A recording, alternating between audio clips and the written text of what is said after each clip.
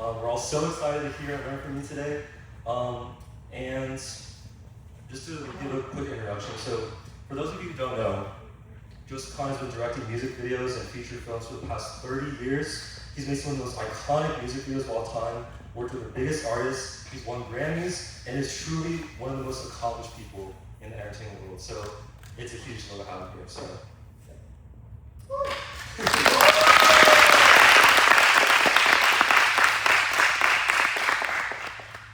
All right, I've been yapping too much, so I'm going to turn it over to you, Kristen, so you can have a chance to introduce yourself to these fine people. Hi, thanks for inviting me. I guess you should probably see some of the work, right? There's a montage. Look, the older I get and the longer I am, the less familiar some of my early work becomes for you, okay? Because I have work that's twice as old as you.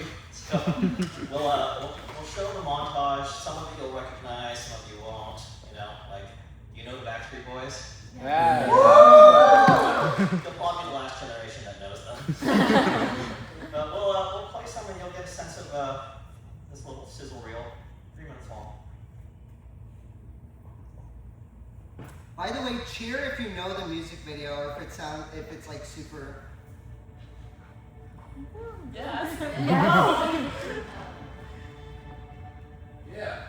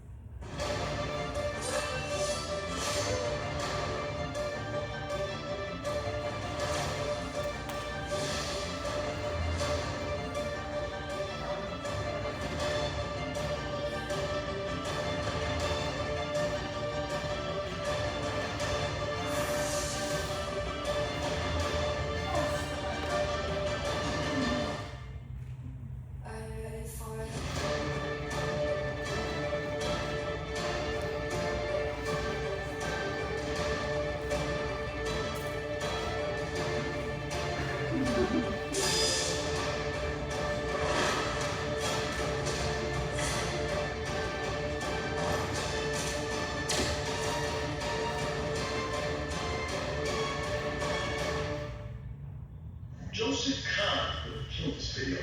Hey, Paul, get Kahn on the phone.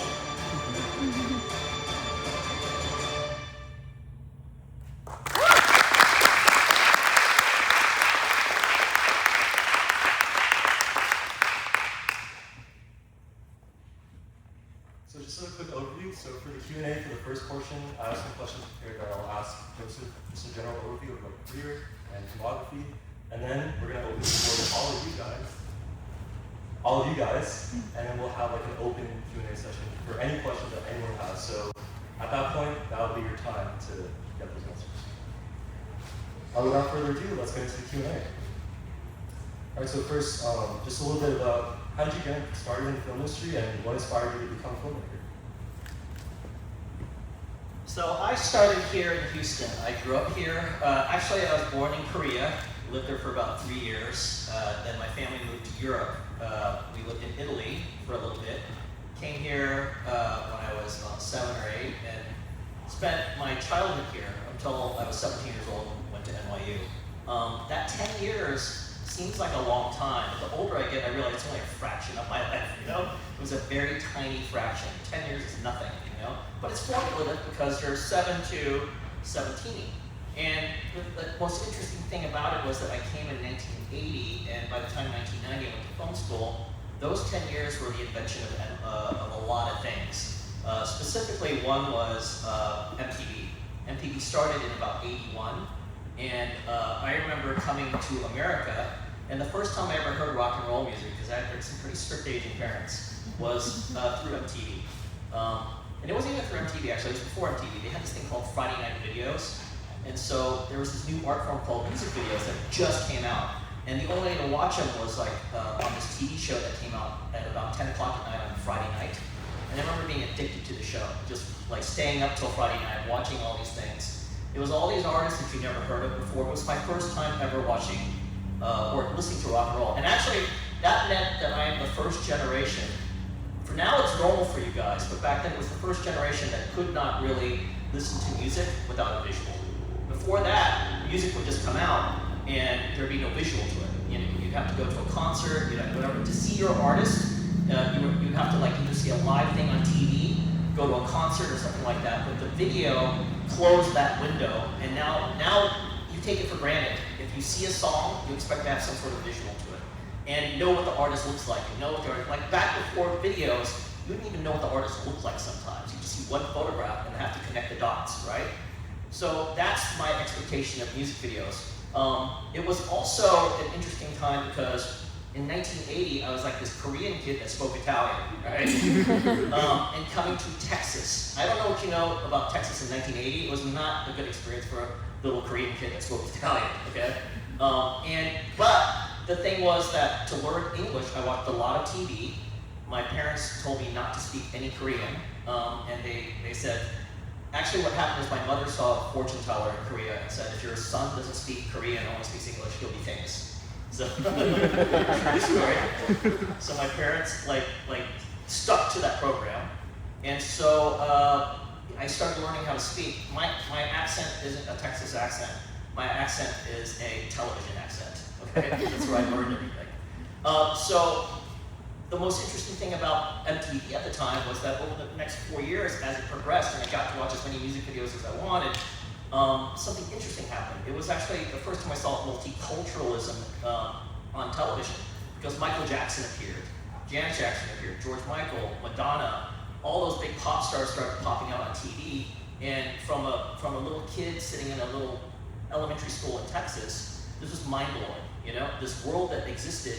Remember, this is before the internet too, before cell phones, before any access to anything like that. You're seeing glimpses of this crazy world that looked bigger than your yard and backyard Texas with no telephone, you know? So I just became super fascinated by it. And also I didn't have any friends, so my parents would do what they always do back in the day. They would drop you out of the movie theater and you would sneak into movies all day long. So I was just saturated with that as my social life. And I would go, and in 84, 82, 83, 85 was an incredible time for the movies, because if you look at the history of what that was when Raiders of the Lost Ark came out, E.T., Back to the Future, Aliens, all these big popcorn movies, where there was actually a monoculture, where movies were super, super important. They're not so important now, but back then it was the only way that like an entire culture would gravitate around one particular event, that everybody would have this shared communal experience at a very specific time, and then talk about it for the next week. Even something as simple as a movie of the week TV would come out, and everybody would watch that thing on Sunday night, and then by Monday morning we would talk about it. That was the particular pop culture experience that I experienced, that particular moment of the gravitas of something so important that everybody paid attention to it at the same time. So when I went to film school finally, and I decided to become a filmmaker, you want to know how I became a filmmaker, by the way, and why I decided to? So being a super nerd, and there was two sides of me.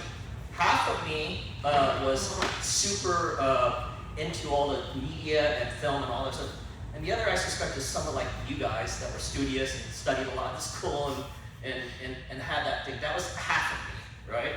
But the thing that tipped it over to the other side was one day I was walking through school and all these cheerleaders said, "Hi, Joseph," because they liked the films I was making in high school. And I realized, I'm not going to be a doctor at this point. I'm going to go just... That motivated me. I went to NYU, and at that point, I actually went there for something very different than all the others. Everybody went to NYU to become Spike Lee or Martin Scorsese. I went there to be one of these video directors. It's like, I was like the only person there. I mean, I went to school at the same time as M. Night Shyamalan and Todd Phillips and all those other big directors. But I was the guy that said, I want to do music videos. I want to do this art form that I think is very interesting. And to me, even though it's only 3 to 4 minutes long, is just as important as something that's 2 hours long. So that's how I went there. I went there. I'm just going to tell you the whole thing so you can get through that. I went there for about a year and a half, and you know what ended up happening? I ran out of money. So, because it's film school, I didn't get a full scholarship. My mom's a waitress, my dad's a mailman. So I had to come up with a backup plan really, really fast. So I decided I'm not going to be able to graduate 4 years of NYU Film School. There's no way this is going to happen. I already have $20,000 in debt, which was a lot of money back then, not compared to a $50,000, $60,000, $7,000 film school now. So I went into every class, and I basically stole my film school education. I went to every class at NYU as much as I could, all day long, sat in the back of the class, listened to all the lectures, watched all the films, and for my year and a half I was there, I think I got more than 4 years of education. And then I took there was like this sort of freshman class called Sag and Sound, where you make a 16mm film for like 5 minutes and that's the end of your thing. But it's like a scrap thing, it's just practice. I took that seriously. I made for my final film in that class, I got the equipment, I took my mom's credit card, put $2,000 on it, and made a music video. And I thought, with my music video, I'm going to go around town and become the next biggest music video actor alive, right? And I'm going to do this while I'm 19 years old. And I took that music video and nobody gave me a job. And you know what happened next? I was back in Texas, $25,000 in debt, working in a movie theater. And my life was over. I thought it was done, donezo. In fact, I was ending up working at my mom's Ramada Hotel. She was the waitress, I was the front desk clerk. There's no internet back then. There's no cell phones. There's nothing. You don't know what's going to happen. Like going to LA to that fantastic world with Michael Jackson and Madonna seemed like an infinitely hard thing. There's no way to contact. Now, if you want to talk to Madonna, maybe you troll her for a little bit, and maybe she might respond angrily back to you. You know, there's no option for that. Well, you can write a fan letter or something like that, right? So I was sitting here, and I decided I'm going to figure out how to break the industry anyways. So the first thing I did was I read a bunch of business books. So I figured there's got to be a way to hack it, at least through a financial point of view, because it seems like everybody wants to make money, right? So I started learning about the business of filmmaking. And more importantly, I started learning about business itself. To learn the business of filmmaking, I started teaching myself economics courses. And there's a book called The Instant Economist. And it talks about supply and demand and how the product is, filmmaking itself is a product.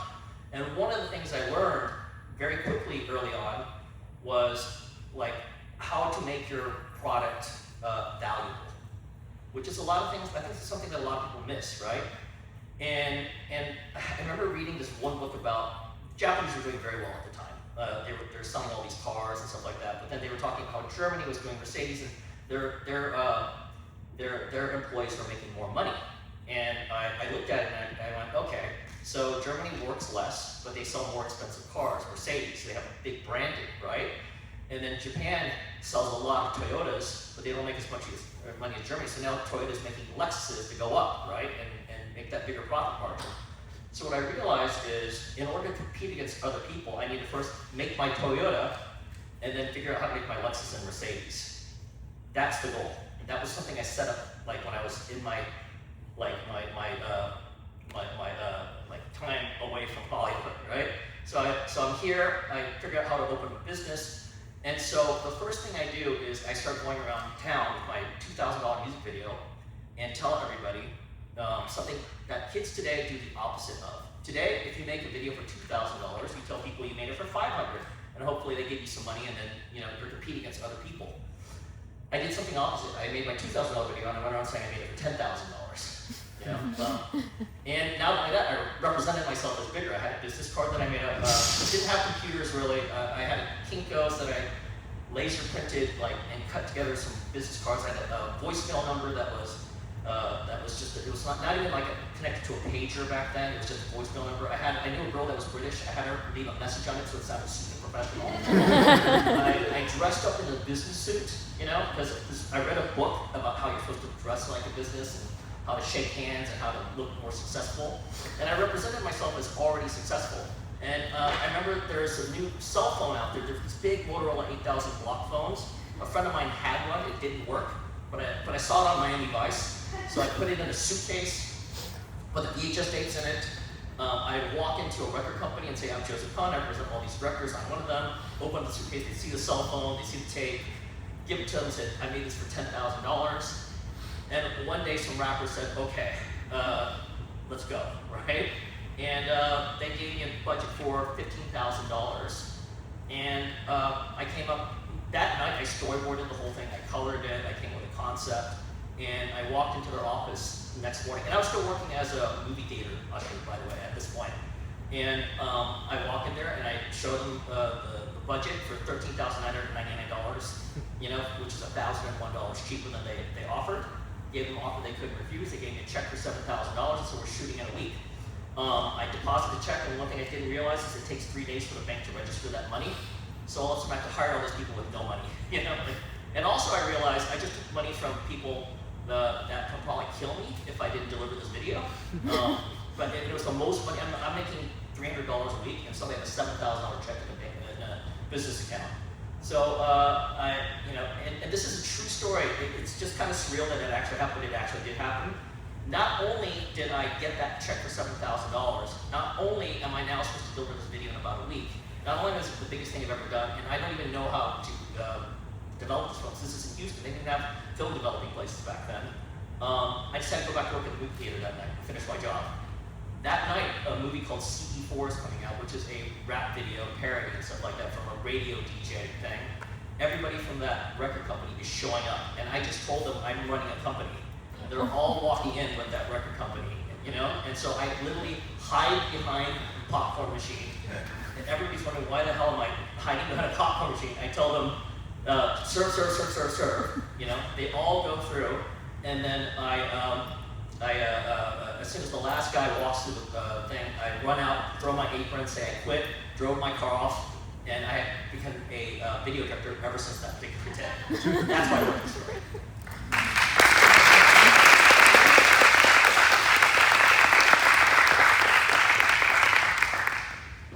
Do you have a favorite music video project that you worked on? And can you share with us an anecdote of a very memorable on-set experience? So I can give you the popular version of it, a name that you probably all know, Taylor Swift, right? So I can say like Blank Space is probably my favorite thing I've made and things like that.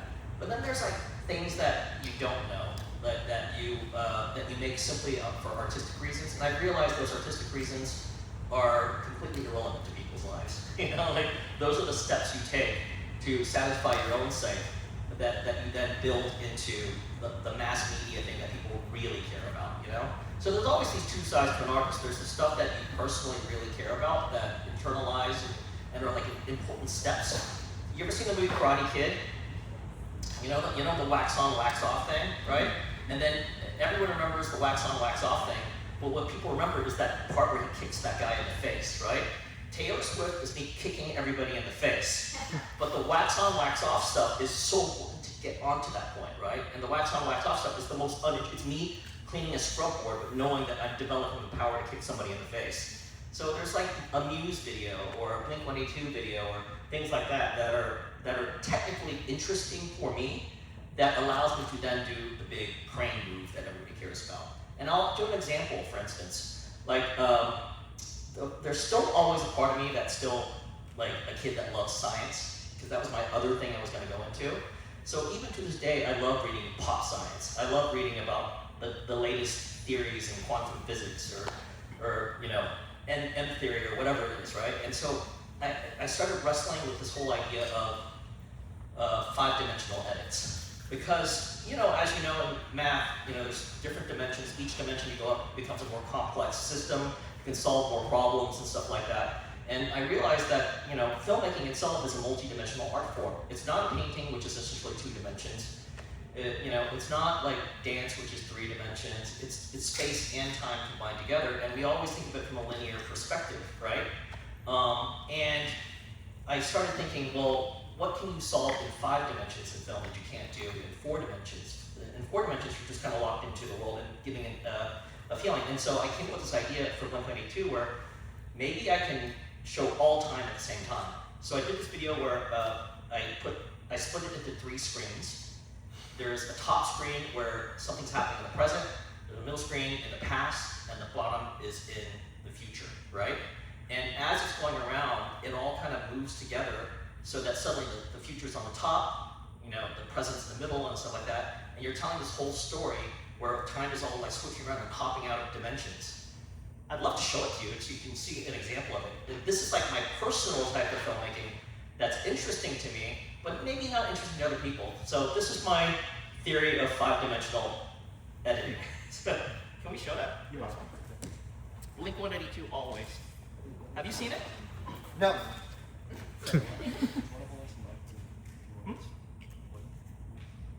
I would like to watch, well, watch a little bit.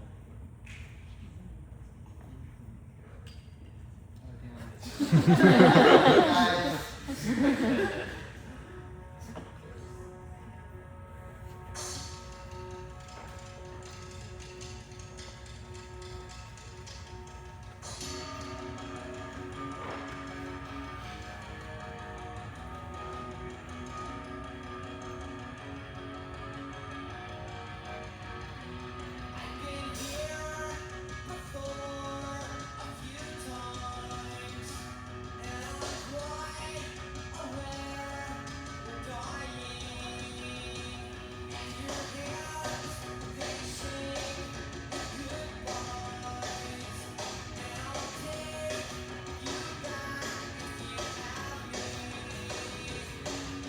So here's the first dimension shift.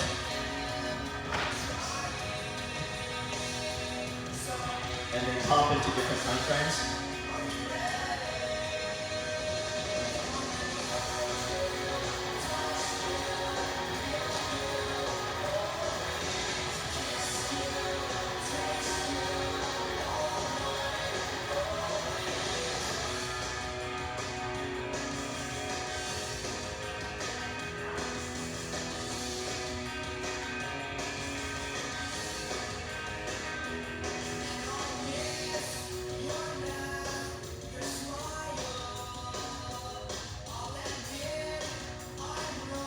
So the idea here is it's a girl. oh, yeah. It's a girl basically seeing 3 guys at the same time.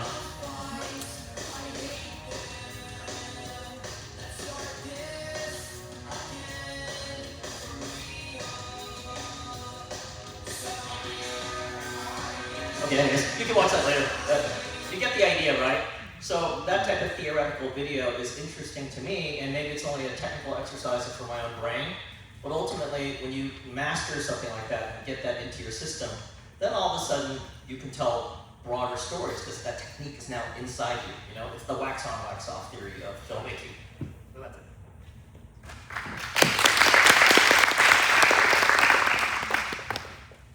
So I think like most American like movie fans, I think when they think of like where movies get made, they think of like Hollywood, New York, Atlanta, right?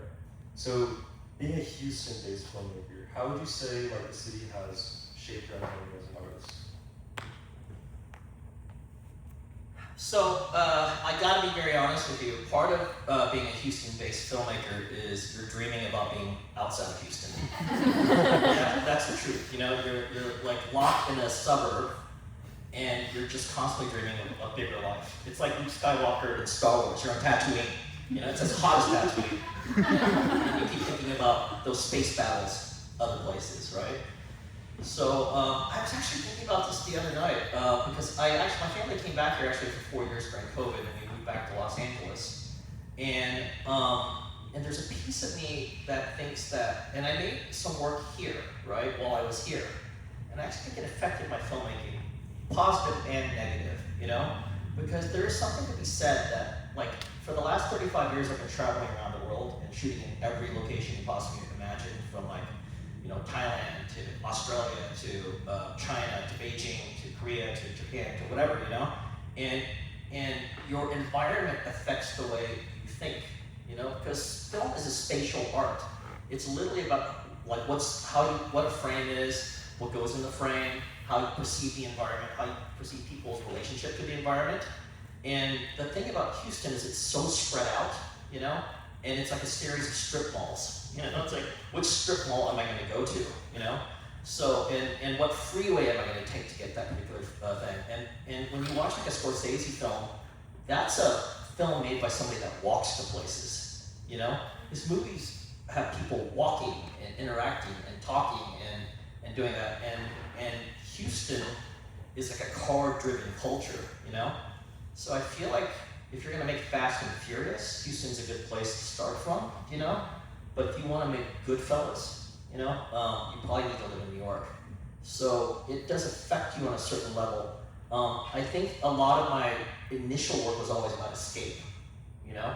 But once I'm in those particular worlds where I've escaped to, now it's a question of like, what do we have to say in those particular worlds? And I don't think my videos got good until, you know, I lived a little life. Because what do you make when you're young and you're 20 years old and you haven't experienced anything? You're always making about things that you want to see. But once you get older, you're making about things like you have seen, you know? It's a big difference in terms of how an artist develops.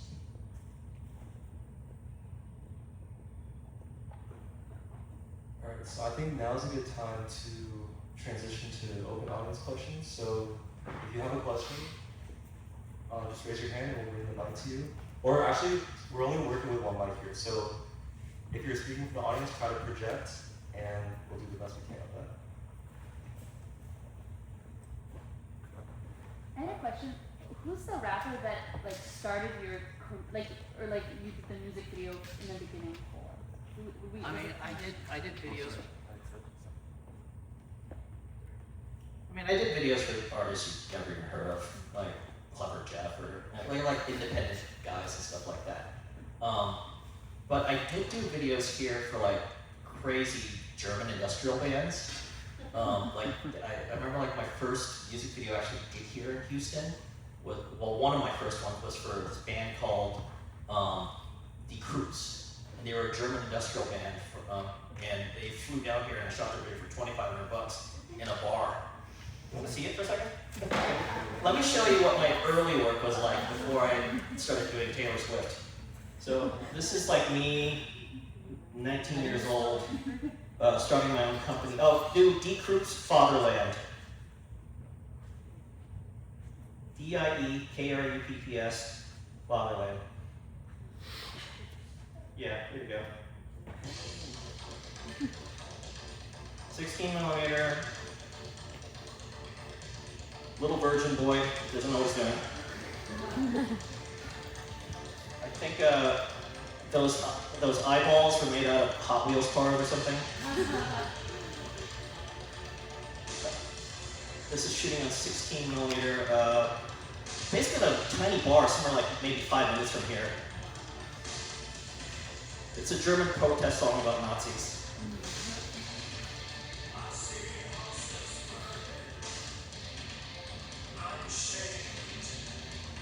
$1993. Before you guys were born. Way before you guys were born. I'll show you the interesting part. Here, let me forward. Yeah. And I thought I was really clever about this. You ready?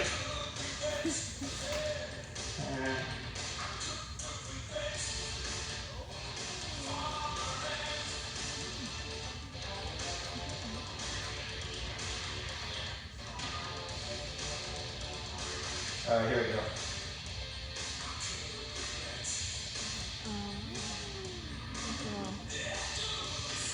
Alright, this is my super technique back then.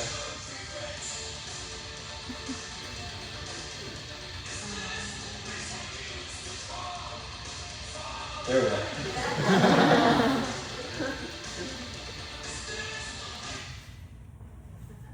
The clown. So I made it before it.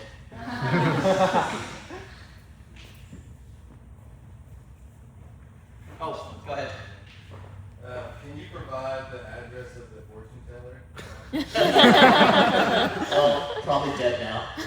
I'm kidding.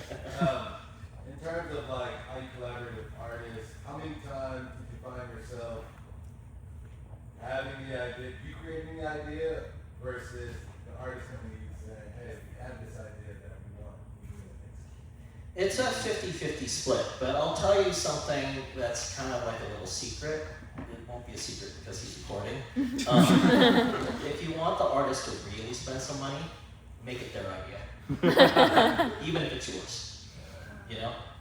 If you can somehow convince them that they came up with the idea and they're invested in it, then they will open their checkbook and do whatever it takes to get their idea on the page. And if you've ever seen any of my interviews before, I never take credit for this stuff. I always say it's their idea. The reality, as far as I'm concerned, is their idea. They paid for it, you know? But that's kind of part of the thing. It's like once they're invested, whether it's you know, a big main pop star, or I do mostly commercials, or if it's Toyota, or if it's an executive at, you know, at Apple, you know, once they are invested and their ego is on the line, they will open their checkbooks. So, but if you're up there saying it's my idea, they're not going to give you any money. It's your idea. Spend your own money. Kind of like the thing about like egos and like working with other creatives. I'm sure like when you're on set, like with behind the sets, you're on like you're working with like really talented people that have like, you know, their own ideas, whether it's like the DP or like the artist. Like if you're working on a like with a corporate like ad, and then you work with the CD and stuff like that. But how do you like, I guess like not necessarily like manage egos, but what do you do to kind of like make sure that everyone kind of gets their input and they're satisfied while like you get like your own place in the work as well, like kind of lead the way? Like if you're not working like a complete crazy person like a Kanye West or something who's absolutely just like in insane world, and you're working with someone that has an agenda, once you figure out the agenda, then it's about trying to achieve that agenda, you know? Now, there may be personal stuff that this person is going through that might get in the way of that, you know? It's like a marriage of a sort, you know? Sometimes you say, like, if the person says, I want to, you know, essentially sell this record and sell a lot of it, and I think that people really care about boyfriends, you know? Then, and they tell you stories about their boyfriend, and then you're sort of working around that parameters, listening and getting, and making that boyfriend experience there is not wrong. Like, someone like me who actually has a lot of skill sets, and that's the big difference. If you don't have the technical foundation, if you haven't done all that wax on, wax off stuff, by the time they're talking about boyfriends, and all you know how to do is deal with the macro level stuff, which is the boyfriend issue itself, and that's all you can talk about, then you're gonna have, that's the stuff you're gonna negotiate. But if you're really strong at all the other stuff, the technical stuff, then the boyfriend stuff is something that you can easily get around, you know? You don't have to talk about it. You're just like, yep, I got it. Let me figure out all the techniques it takes to get there and stuff like that, you know?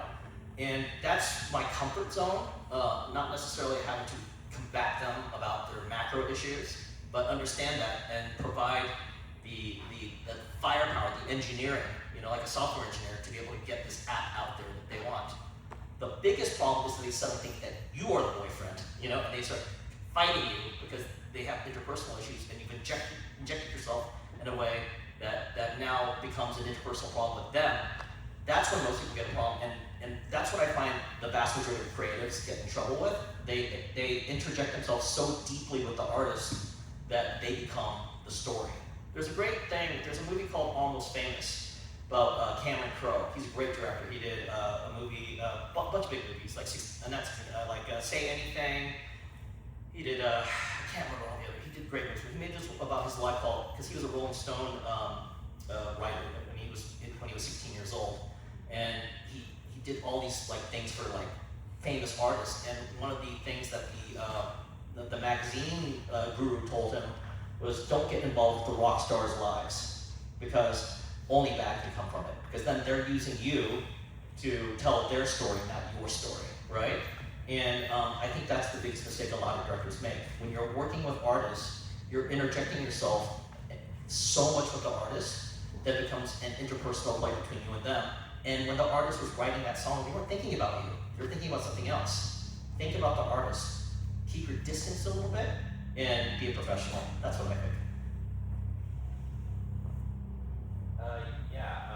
You mentioned earlier the way film sort of connected people in the 1980s, and I wanted to see how that, I wanted to focus on like a different cooperation, which is the medium and how it connects both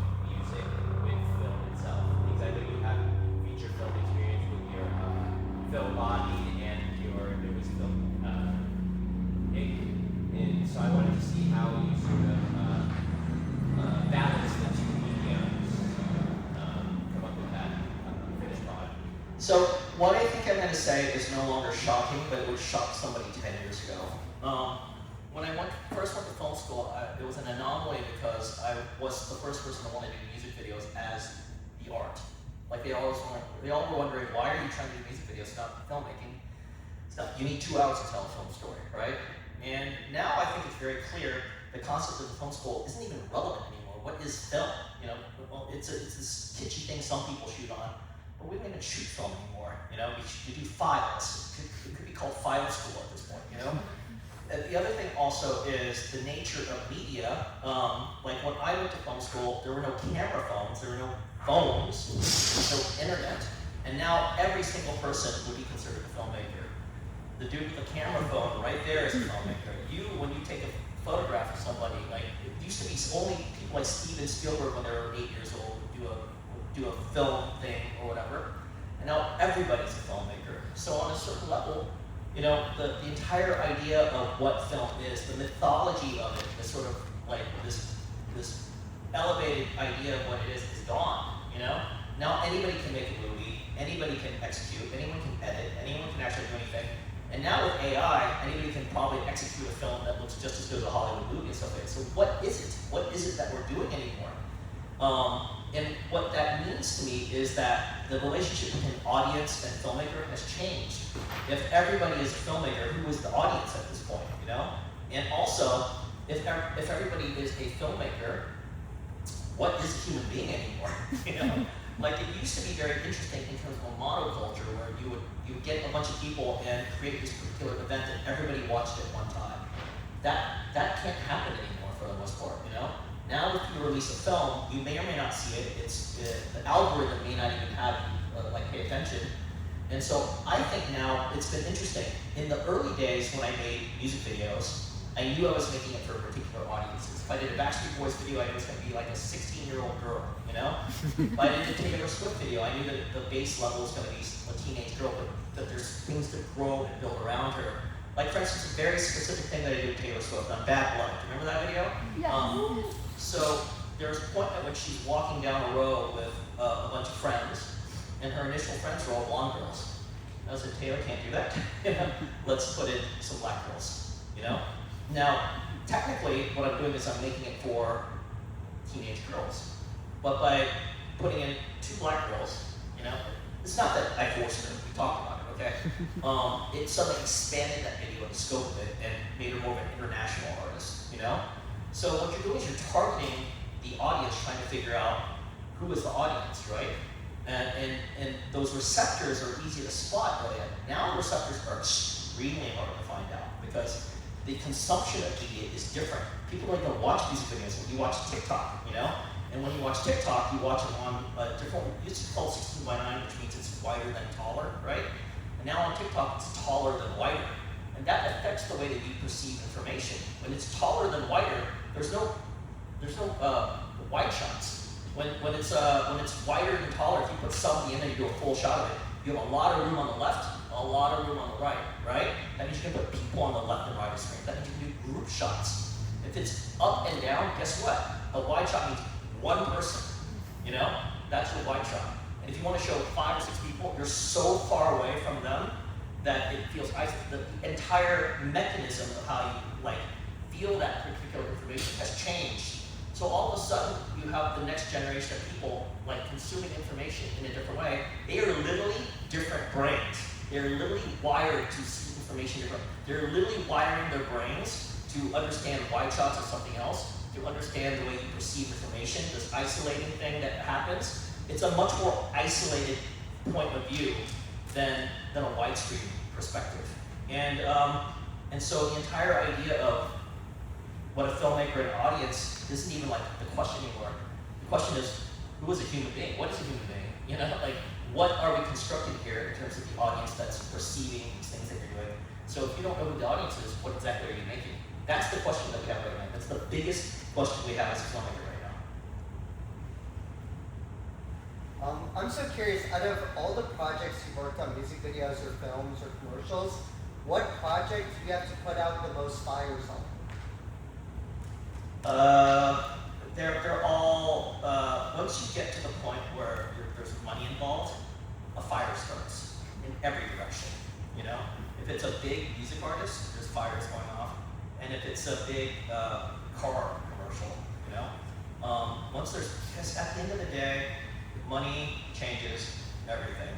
Because someone's putting up money, and it's very interesting because the more money at play, there's more people involved. And there's more people that need to justify their existence. Like for instance, you do a car commercial, right? And you have an agency, and you have like 5 people on one side as creatives, and you do an edit, and the edit is 30 seconds long, and it's 15 shots. It's 15 shots, right? Well, those 5 people all have to say something. If they don't say anything, just by default, they are not doing their job. You know what I'm saying? If they don't make some contribution, then why are they there? They can literally say, you know what, this is a very big successful commercial, but Timmy over here didn't say anything. It has nothing to do with him. So everybody's going to want to say something that affects the commercial. And then it becomes this sort of barrage of nonsense notes because everybody's protecting their jobs. I was talking to a very big director who does very, very big movies. I talked to him like literally 2 days ago, and he said today, when it comes to studio movies, compared to before, it's now so ridiculous, the notes. The level of notes he gets is so incredible because they make less movies for a lot more money, and therefore that particular phenomenon of 5 agency people is now like 30 executives and producers. And every one of them have to make some comment, some change, some imprint in order to justify why they can get the next job. You know what I'm saying? And that is the issue of being a creative in a world where you have to have money to make your things. Kind of coming at it from the musician side of things, how would you recommend, for example, I'm more to the singing, the songwriting side, how would you recommend someone in my situation go about making a music video? How would a singer-songwriter today make a music video? I think you've always got to sort of identify your audience first. That's a very, very important thing. The beautiful thing about youth is when you're young, especially when I think there's a sweet spot of like say between 17 to 23 years old. There's a 4 or 5 year old span where you're in the moment. You know, like you don't have time to think. You're incorporating the messaging. The scaffold of how you perceive media is unilateral. Everybody's watching TikTok, whatever it is at that particular moment, you're watching the similar things. And so by the time you start like exporting the information that you have and process through your own personal process, it's probably going to be in the zone of other people in that particular age. And the reason why it's so useful on 17 to 23 is that's also the point at which a lot of people spend disposable income. You know, you don't have kids. You know, you don't necessarily have to save every dollar to make sure that the kid's in private school. You can have money to spend on stupid things, whether it's marijuana or a record. Okay, take a bit. You know,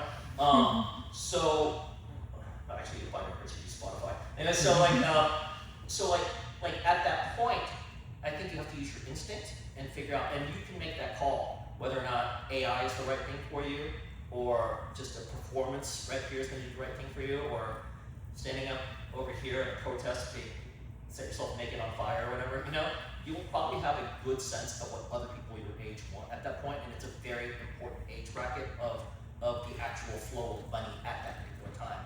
Once you hit 30 and 40, this stuff becomes less important because you have serious bills to pay and serious issues of family and stuff like that you are not going to be able to do.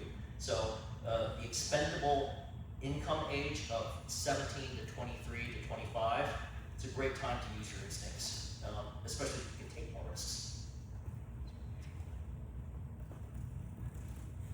Sorry, real quick, we got something to show y'all, a little insight into Joseph's creative process. So let's pull that up. Do you want to go to the storyboard? That's just a storyboard. Oh, okay. That's a treatment. You can ask a question. We're not going to. Okay. Sorry about that. Who's the one artist that you wish you could have or like could work with now? Okay, so Ministry. Do you know who Ministry is? Okay, so they're an industrial band in the 80s. And like you have to understand, you know, like I was a teenager during the 80s. And by the time I turned 16, 17, 18, as a young male in the 80s, the thing that was really fun for me was industrial rock. Like, and even hard rock, like say Metallica or Nine Inch Nails. The Ministry was like this Nine Inch Nails version of, like, they came up at the same time as Nine Inch Nails, but they were harder than Nine Inch Nails. And they were more protester. They weren't as poppy as Nine, and I love Nine Inch Nails. But that was like kind of like the engine that I loved. It was aggressive, it was all male energy. And I think to this day, if anyone listened to it, they would hate it.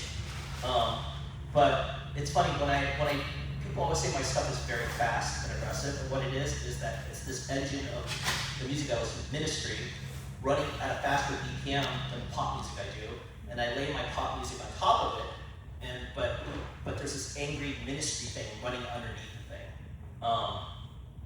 And so everything you see right now is basically like these Ministry videos with the skin of pop videos on top of it. Let me play some Ministry for you, just 2 seconds, so you can hear what that means. So you can go to Spotify or go Ministry NWO.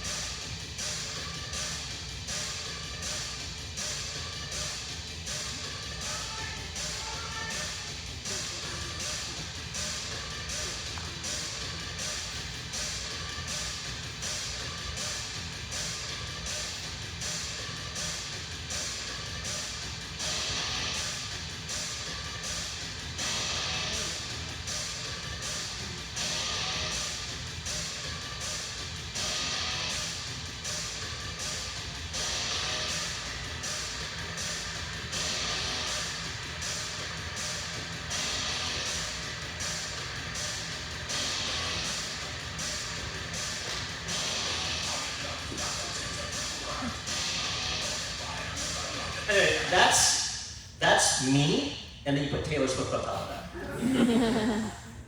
And what that means is funny, like the reason why I don't think Ministry ever popped like Nine Inch Nails is they're too aggressive and way too rebellious, and all their stuff with like protest songs, you know?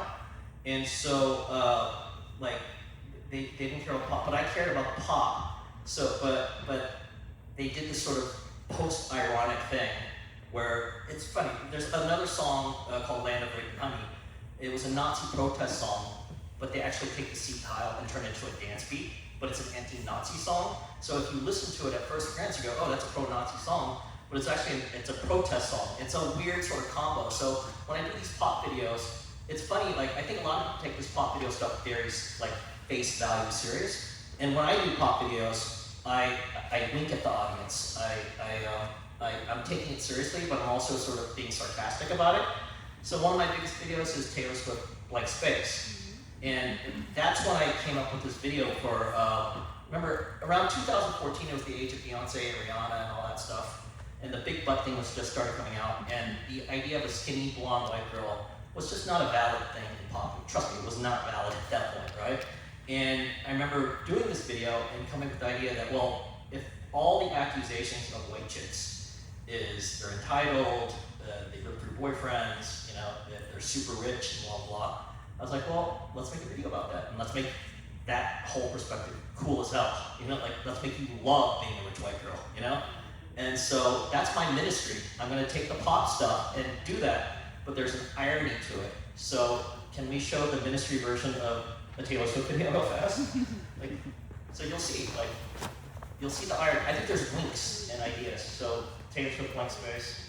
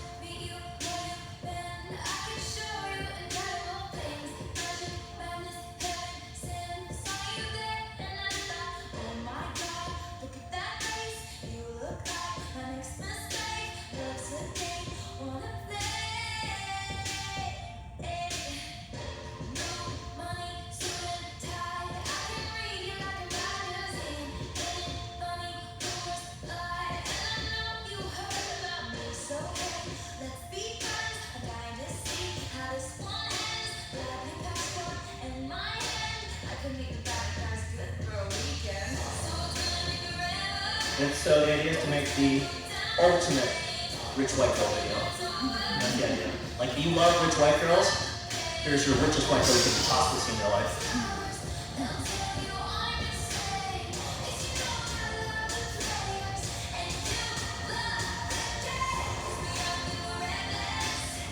Anyway, you get it.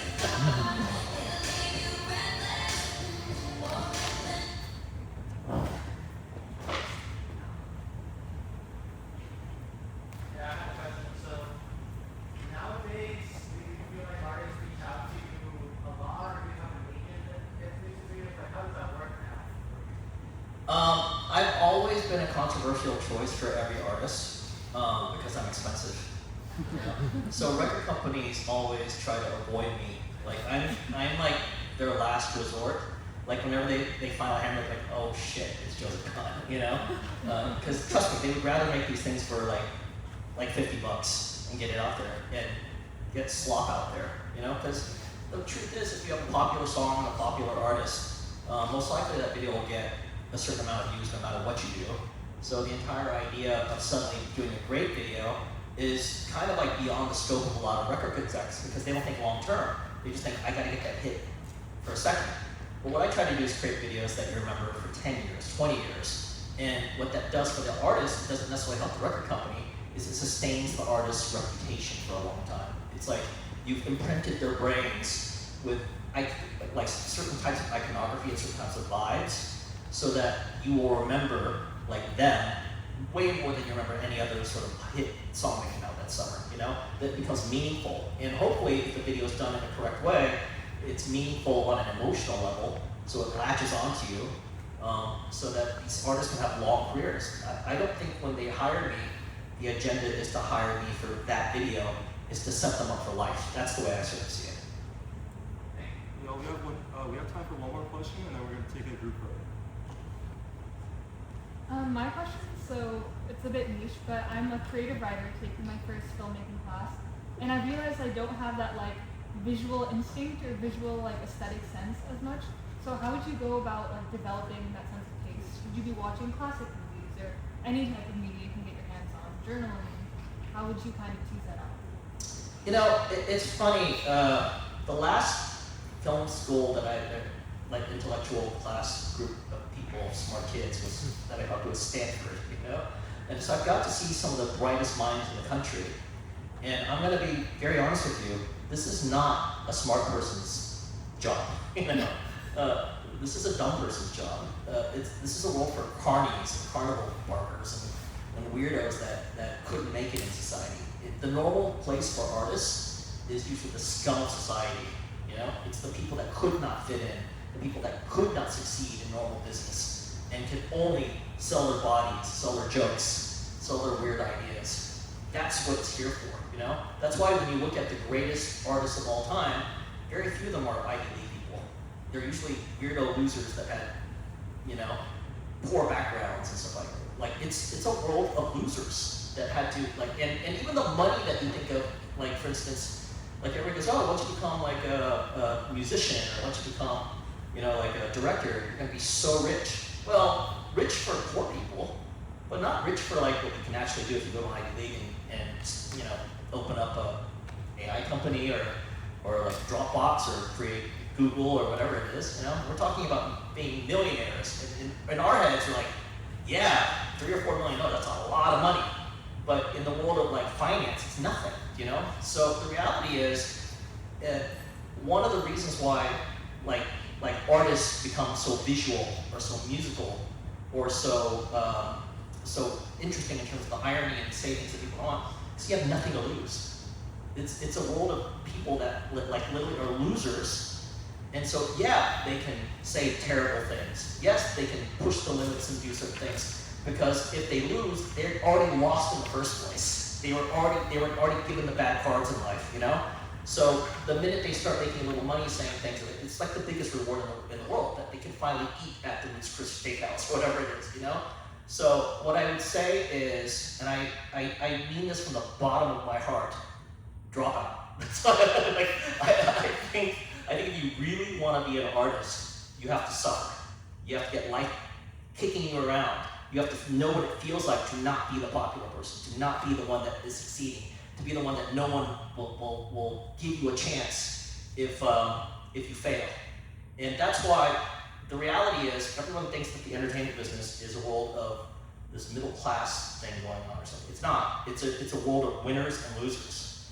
The ones that actually break through become rich, but again, not Wall Street rich for poor people, you know? And they're the ones that they're kicking through and stuff like that. And every artist I've ever really worked with, like, come from messed up backgrounds. And every artist that I've known that is super successful, I'm gonna give you an example. Eminem, I've worked with him 5 times. I think the guy is autistic in a great way, but I think he's literally autistic. Like I remember like being there, and I remember shooting a video with him, and I casted a porn star, and I think rapper, porn star, easy, she's gonna go along with her. He sat in the corner going, she's dirty girl, dirty girl, dirty girl, like Rain Man, you know? And so I think that something has to be broken in you, and if it's not broken, go break it. And that's the only way art comes out. I don't think you can make art without pain. That's what I think. All right, so that's going to bring our Q&A to a close, and now we will get ready for a group photo. All right.